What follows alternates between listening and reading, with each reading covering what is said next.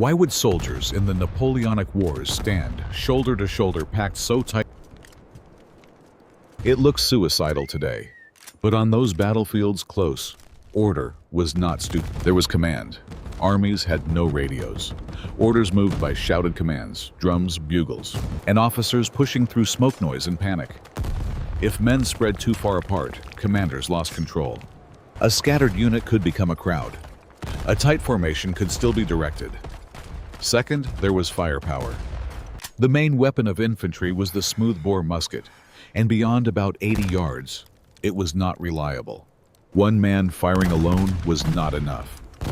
But hundreds firing together in a volley could smash into an enemy line, not only causing casualties but shaking morale. Third soldiers needed each other. Advancing into musket fire was terrifying. Holding position while cannonballs tore through the ranks was worse. Men were far more likely to keep moving or stay where they were when their comrades were pressed beside them, shouting, pushing, and refusing to break. Fourth cavalry. A lone infantryman was easy prey for horsemen. Loose troops could be ridden down, but disciplined infantry standing together, bayonets ready, could stop cavalry from breaking through. The basic infantry unit was the battalion.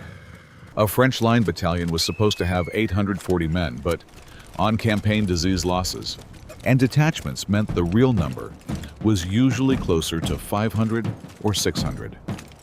In this example, the battalion has 605 men, a normal field strength. These men were divided into 6 companies. 4 were fusilier companies, the ordinary corps of the battalion. On the right stood the grenadiers, usually the tallest and strongest men, often detached to form elite all-grenadier units. On the left were the voltigeurs, light infantry specialists used for skirmishing ahead of the main body. Skirmishers fought differently.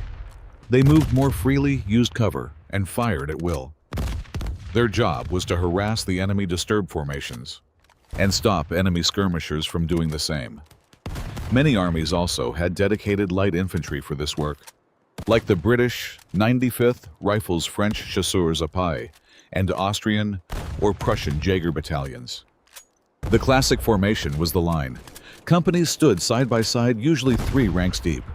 This allowed the greatest number of muskets to fire at once and reduce the damage from artillery compared with deeper formations.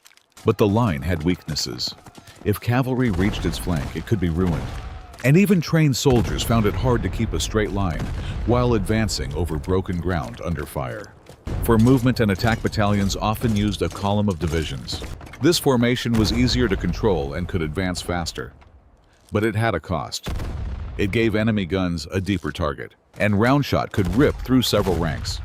It also meant fewer men could fire their muskets at the same time. In theory, a column would advance, then deploy into line before reaching the enemy. In practice, doing that under fire was slow and dangerous. Some commanders kept their men in column and trusted shock and momentum to break the enemy line. That could work against inexperienced troops. Against steady infantry, especially British redcoats, it often meant heavy casualties. If cavalry threatened, a column could close up fast. With more time, the battalion could form a square. With bayonets fixed, the men faced outward in all directions, often forming more of a rectangle than a perfect square. Cavalry could surround them, but horses would not charge into a solid wall of men and steel. The square was strong against cavalry, but terrible against artillery. Packed men made an easy target, and the formation could move only very slowly. All of this depended on training, switching from line to column, from column to square, and doing it smoothly while under fire required disciplined practice and experience. In 1809, the Austrian army began using the battalion mass. It was a dense formation, crude but useful for quickly trained conscripts.